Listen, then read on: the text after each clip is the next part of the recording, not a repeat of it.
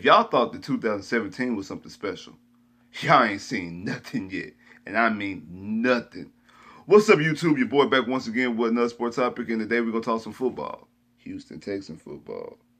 Today we're going to talk about what we should expect from Deshaun Watson's 2020 NFL season. And I'll be quite honest with you. I expect some special things. I think this is going to be his best season yet. It may end up going down as the best season of his career, quite honest with you. From what I'm about to explain, this is going to be some very, very good things to happen for this quarterback and also this Houston Texans offense. But we're going to talk about, before we get into talk about exactly what the offense is going to look like. I've heard some things about people defending the Hopkins trade, talking about that the Hop, made the offense stagnant, that he made Deshaun force the ball to him, and he held onto the ball too long because he was always waiting on Hop to get open, and that just kind of forced the offense to do one thing, and it doesn't help the offense, and it's better for the offense to be more spread it out because Hop was holding the offense back. There's no way I can sit up here sit up here with a straight face and tell y'all that the best receiver in the league was holding the offense back. There's no way I can sit up here and say that he made the offense stagnant. There's no way I can say that a bona fide number one receiver is a bad thing for a quarterback. But I will say this. But I will say this. That what Hop did do, he cleared up a lot of mistakes. He cleaned up a lot of errant throws and bad throws. And he, like I said, he cleaned up a lot of mistakes. I know y'all probably sitting up there, well, that's not a bad thing. That's a good thing. Yes, that's a great thing. Unless you have a young quarterback that you're trying to develop.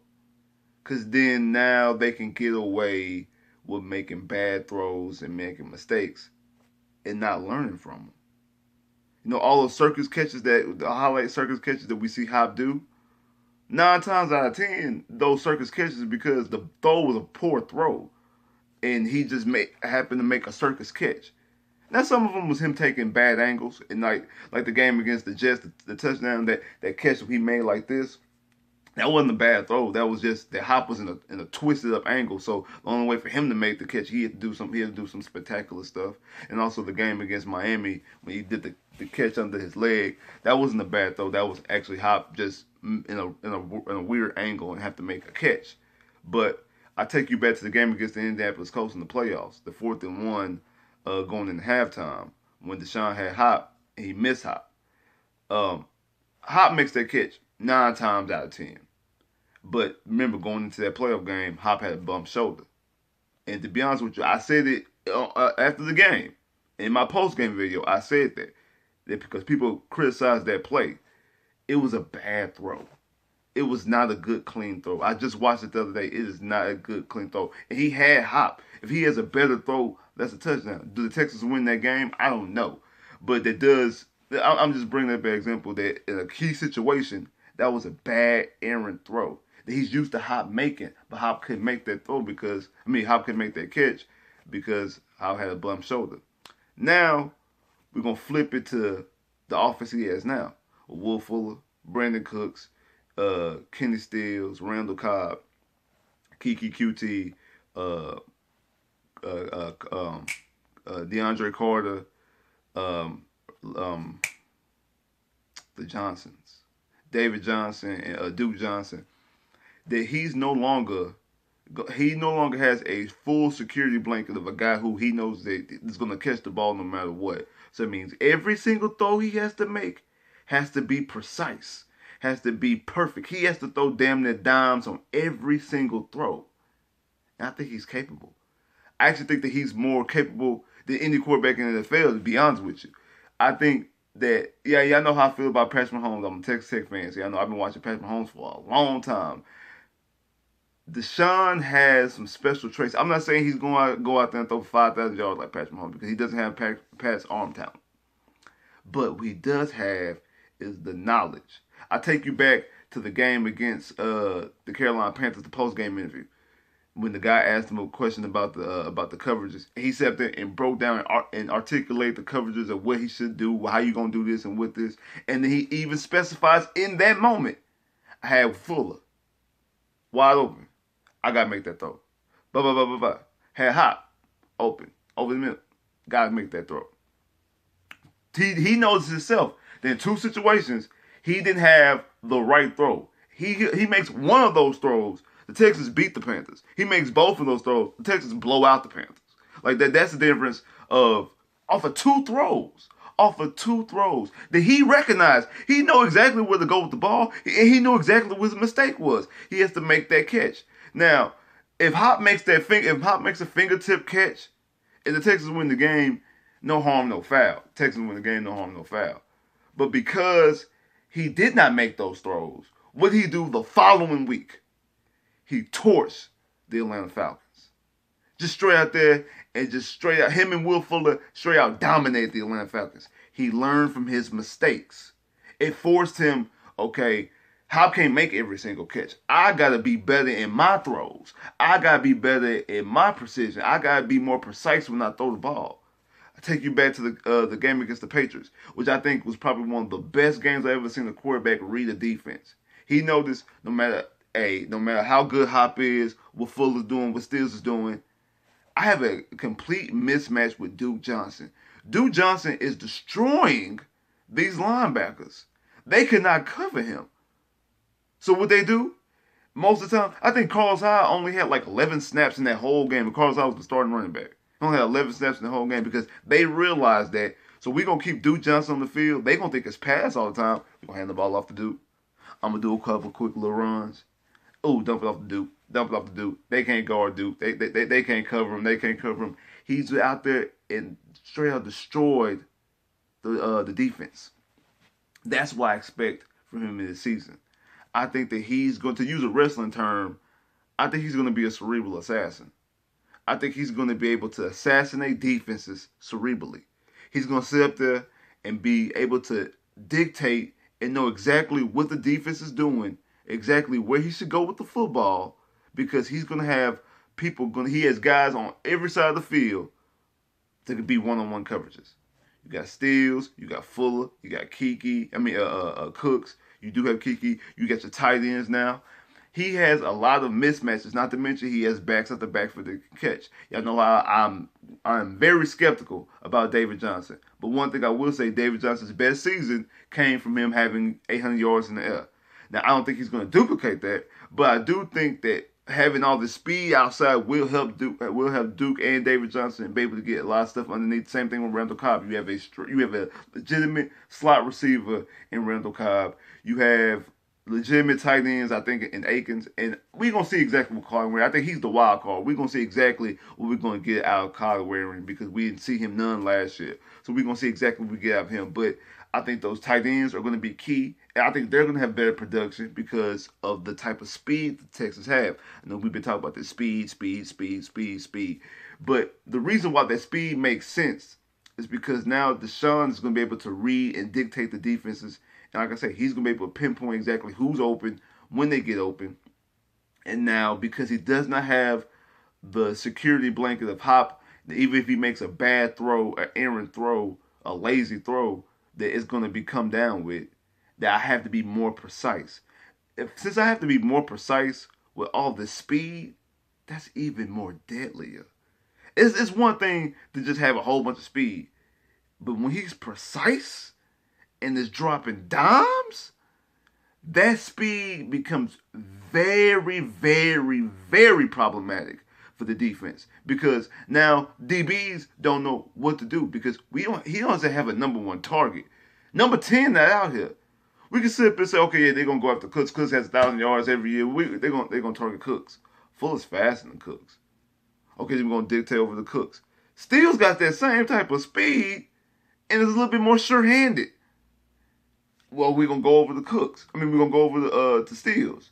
Now you got Randall Cobb, who's a veteran slot receiver to able to eat up underneath. Deshaun has so many weapons, and he doesn't even know exactly where he's going to go with the football. So the defense damn sure is not going to know where he's going to go for the football, which means the defense is going to be on their heels looking, I don't know what to do. I don't know what to do, where I'm going. And Deshaun's going to be like, gotcha, bitch. Gotcha. Yeah, it's going to be easy money. Go back and look at the Falcons game. Go back and look at the Patriots game, and you'll see what I'm talking about. That's the type of potential that Deshaun has to go out throughout the whole season. You're going to see more of those games and less Indianapolis Colts. less Carolina Panthers, less Jacksonville Jaguars, less Denver Broncos. You're going to see less of those games. Now, those games still have a chance to rear their ugly head because who's the head coach? I'm not saying that. Those games still could rear their ugly head because of who's the head coach. But I think you're going to see less of them, more of the Falcons, more of the Patriots, more of the Saints, more of the Kansas City Chiefs' rookie year, more so the Titans' rookie year. You're going to see more so of those games, and I think it's going to be en route to him having an MVP season. I think that Deshaun is going to have an MVP season. I'm not going to go out there and say predict that Deshaun's going to be the MVP because Deshaun can have the perfect season I'm talking about, but Pat Mahomes is the number one seed in the AFC and throws 5,000 yards, and they'll just give him the award. But I also think this too.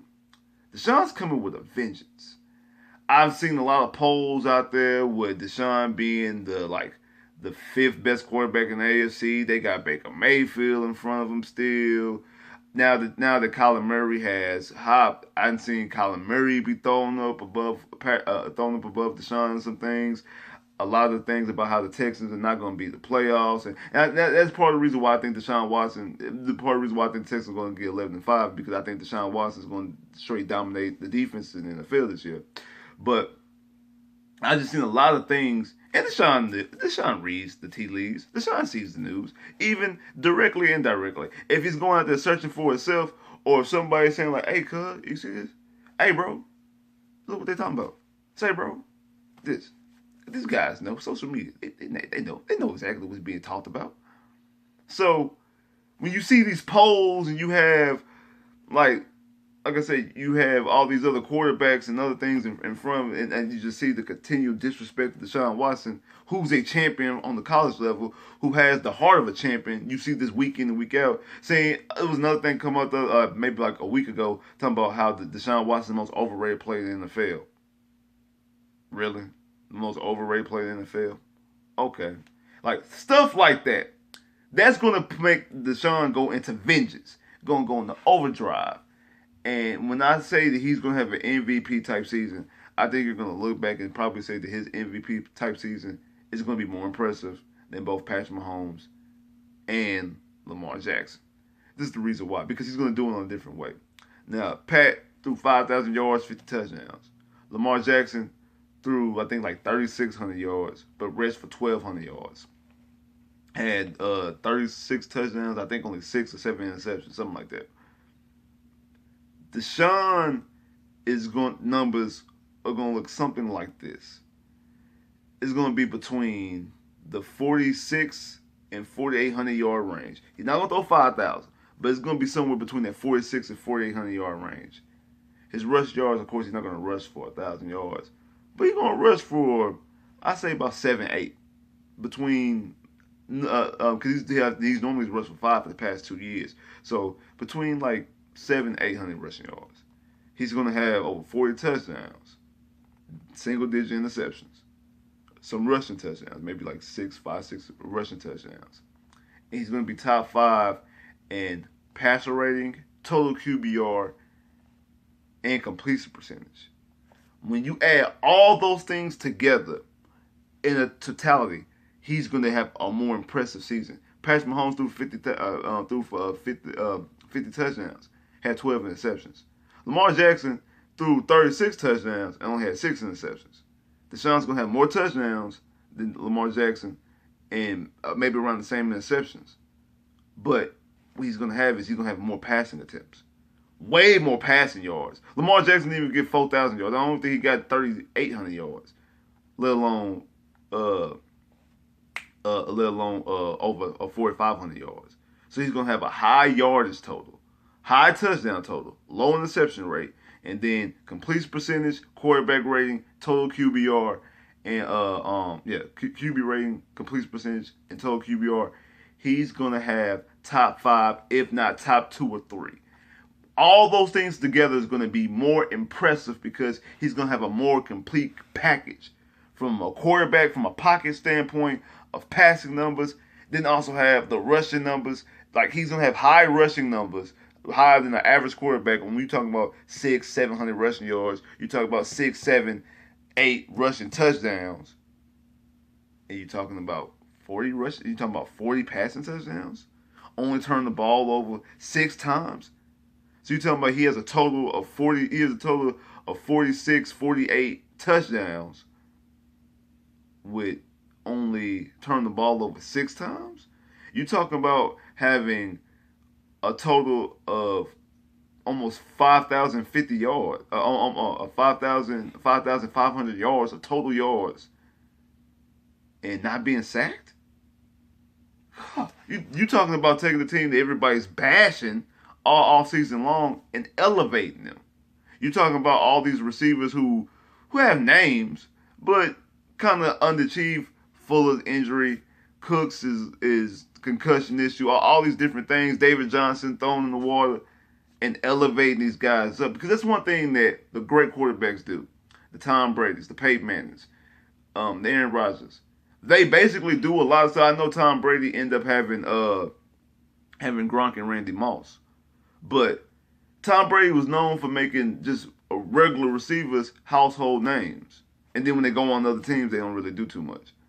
Same thing with Peyton Manning, who was the king of being cerebral, who is definitely probably the NFL's best example of a cerebral assassin. He was able to destroy a guy who's able to call the offense his own damn self. He's the coach, the offensive coordinator, and the quarterback, and was out there winning all the damn time. Like when you got those type of situations going on, it is hard to beat. I think Deshaun could do stuff like that, and he's gonna have more talent than those guys had. The talent that the receiver has, these receivers have talent. Now, like I say, Fuller's been injury concern. Cooks, concussion issues. Stills really just haven't really gotten a real good shot. I mean, because I know he was in New Orleans and then went to a bad team in Miami. So we see these receivers have talent. Cobb has done so. Cobb wasn't on the Super Bowl team with Green Bay, but Cobb was a star receiver in Green Bay, and like I said, he's going to be a perfect slot. And his job has gotten easier throughout his career, because he was like the number one target. It was him and Jordan Nelson was 1 and 2 in Green Bay. Then in Dallas, okay, yeah, Mark Cooper got Gallup. I'm the third option. All right, cool. Now I got Cooks, I got Fuller, and I got Stills. All that speed is taking all those coverages up here. This underneath shit is free game for your boy. So because of that, that just puts him in a great position. It just puts him in a great prime position that I think he's going to be able to make a lot of plays that he normally. His playmaking ability is going to be easier because they're taking up. He's going to be really on linebackers. He's gonna have him and Duke Johnson and also David Johnson are gonna have a lot of mismatches, because they're really gonna get primary coverage from linebackers, because the corners and the safeties are going with the deep threats. And I think that Deshaun's gonna be able to recognize it, because he's smart enough. Like I say, cerebral. He's smart enough to read those defenses, make the right throw, like a point guard, like Magic Johnson in his prime, making the right pass. That's really the story, that he's going to be making the right pass. Think about that. Like the Magic Johnsons, the LeBron James, the great point guards. He's going to be making the right pass at the right time. That's dangerous for the defense. That's extremely problematic for the defense and very beneficial for the Houston Texans. Now I know the whole thing is Bill O'Brien's still the head coach, and he could always foul it up. But I don't think that Deshaun's going to allow him to foul up that much. And I think that Deshaun's greatness will be shown in, like I said, you thought 2017 was something special. This right here is going to be dominant. Like I say, he's going to assassinate the defenses cerebrally, because he's just that damn good. Like, subscribe if you haven't, comment below if you haven't, click that bell, get more videos. I'll holla.